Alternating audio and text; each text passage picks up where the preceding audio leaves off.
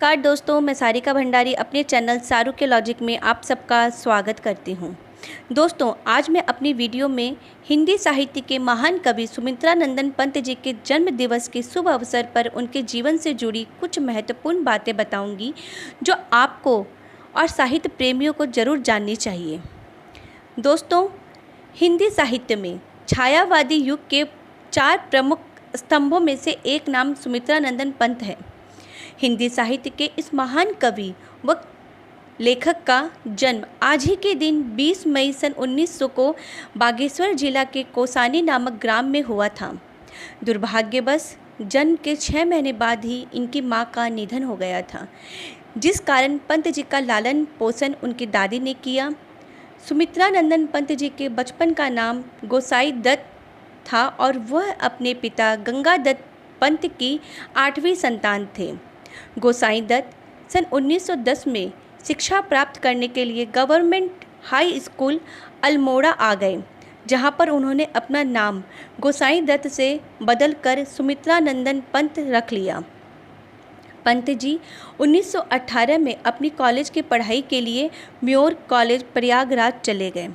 1921 में असहयोग आंदोलन के दौरान महात्मा गांधी के भारतीयों से अंग्रेजी विद्यालयों, महाविद्यालयों, न्यायालयों एवं अन्य सरकारी कार्यालयों को बहिष्कार करने के आह्वान पर उन्होंने महाविद्यालय छोड़ दिया और घर पर ही हिंदी, संस्कृत, बंगला और अंग्रेजी भाषा साहित्य का अध्ययन करने लगे, जिसके बाद उनकी काव्य चेतना का विकास हुआ। कुछ समय बाद पंत जी को घोर आर्थिक संकट का सामना करना पड़ा, जिसके चलते कर्ज से जूझते पिता का देहांत हो गया और उन्हें अपने घर और ज़मीन को बेचना पड़ा। इन्हीं परिस्थितियों में वह मार्क्सवाद की ओर उन्मुख हुए। 1931 में कुंवर सुरेश सिंह के साथ कालांकार प्रतापगढ़ चले गए और अनेक वर्षों तक वहीं रहे। महात्मा गांधी के सानिध्य में उन्हें आत्मा के प्रकाश का अनुभव हुआ, जिसके बाद 1936 में प्रगतिशील मासिक पत्रिका रूपाब का संपादन किया। पंत जी के बारे में कहा जाता है कि 7 वर्ष की उम्र में जब वे 4वीं कक्षा में पढ़ रहे थे, तभी से उन्होंने कविता लिखना शुरू कर दिया था।